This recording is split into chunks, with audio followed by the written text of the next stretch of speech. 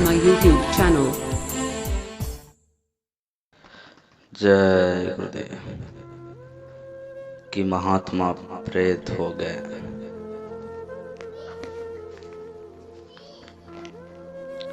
कि हमारे स्वामी जी महाराज झांसी से चलकर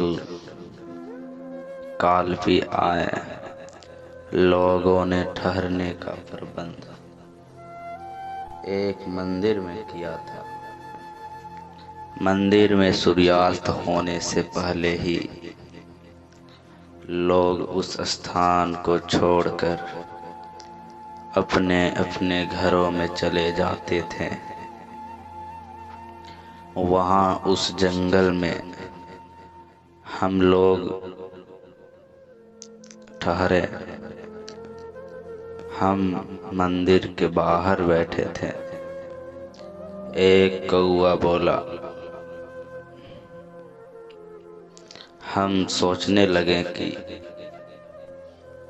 कहते हैं कि कौआ जब बोलता है तब कोई मेहमान आता है।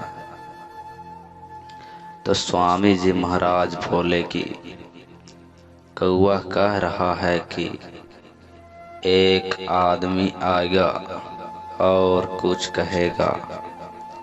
मैंने पूछा कि स्वामी जी कैसे समझ गए? तो बोले कि सब पक्षी अपनी बोली में सब बोलते हैं, एक दूसरे की बात समझते हैं। इतने में एक आदमी आ गया और वो आदमी स्वामी जी महाराज से कहा कि आप यहाँ कैसे ठहर गए? यह स्थान ठीक नहीं है। तो स्वामी जी ने कहा कि हमको यहाँ ठहरा दिया गया तो यहीं रुक गए।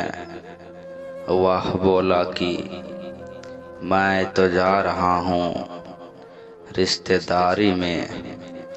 कल सुबह मैं फिर आपके दर्शन करने आऊँगा।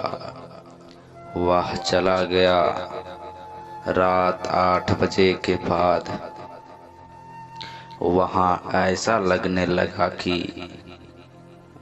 बहुत लोग रहते हों। कोई कुएं से पानी निकाल कर फेंक रहा, कोई सफाई कर रहा। तूफान मचा हुआ है। वो सब प्रेत आत्माएं थी। और सवेरा हुआ तो हम लोगों ने पता लगाया तो ये मालूम हुआ कि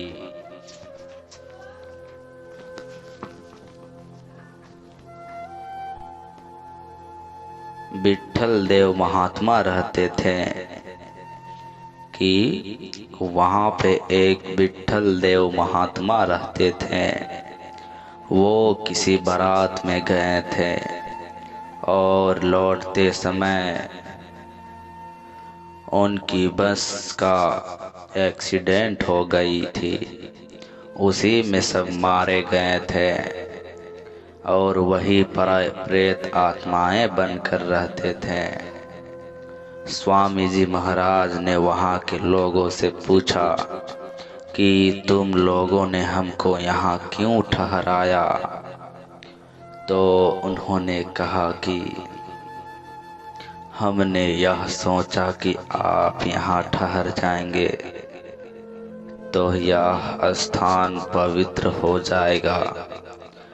तो स्वामी जी ने कहा कि हम उनको क्यों हटाएं? उनका स्थान है, वो रहेंगे।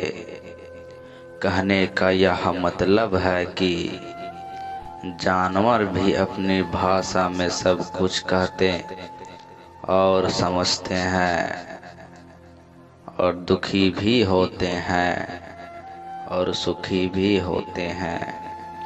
क्योंकि सूरत तो वही है जो आप में और उनमें है। प्रेम से बोलिए जय गुरुदेव।